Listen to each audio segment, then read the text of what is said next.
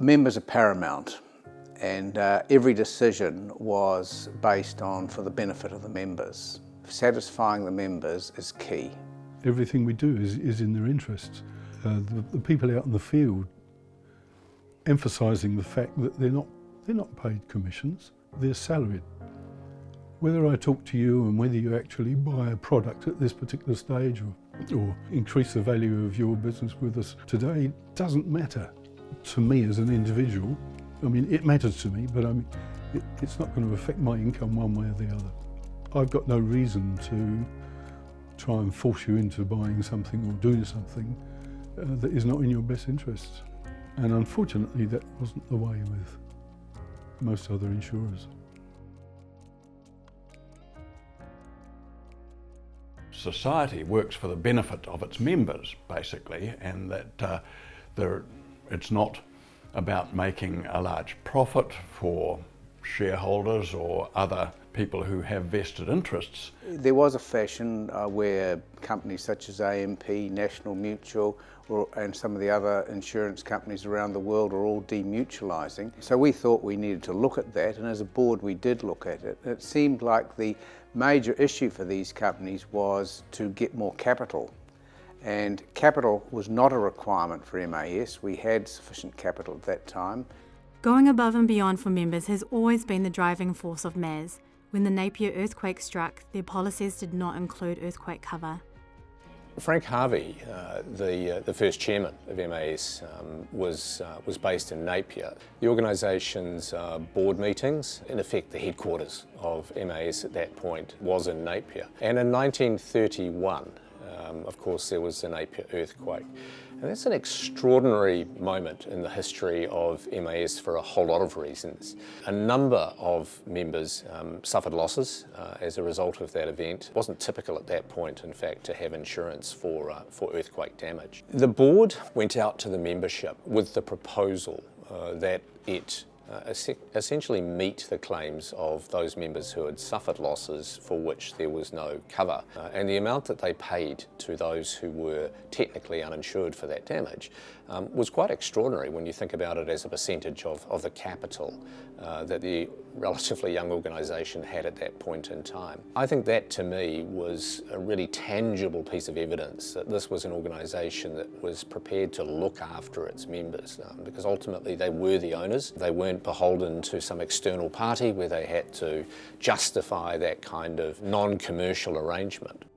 But this goes both ways, and when MAS gets it wrong, the members will let the management know.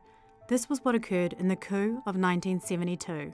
In 1972, there was considerable disquiet amongst the membership, a sense that the influence and control of the organisation had been wrested from its members. The grit hit the fan with the revolution that took place when the members and the management were at tremendous loggerheads.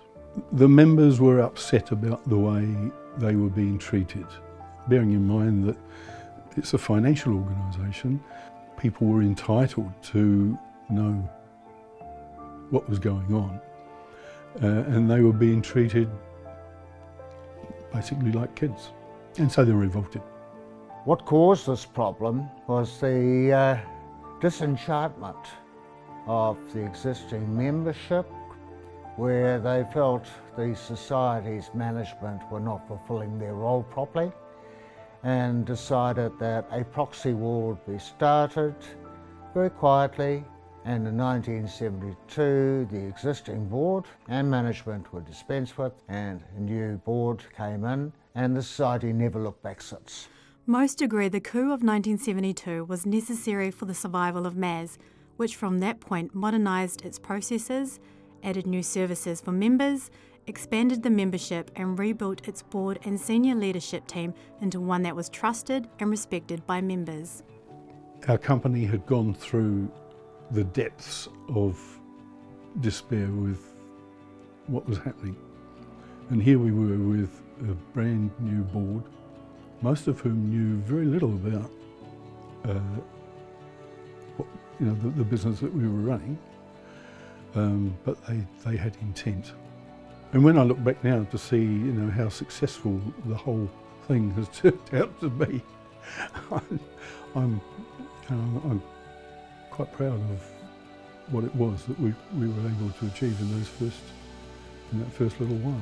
Over the years, the chair of the society have been medical professionals, and that's another link that makes it more like being, I suppose, almost like family in a way, in that you know who the people are who are running it, and you can get on very well with the people who are doing the day-to-day work.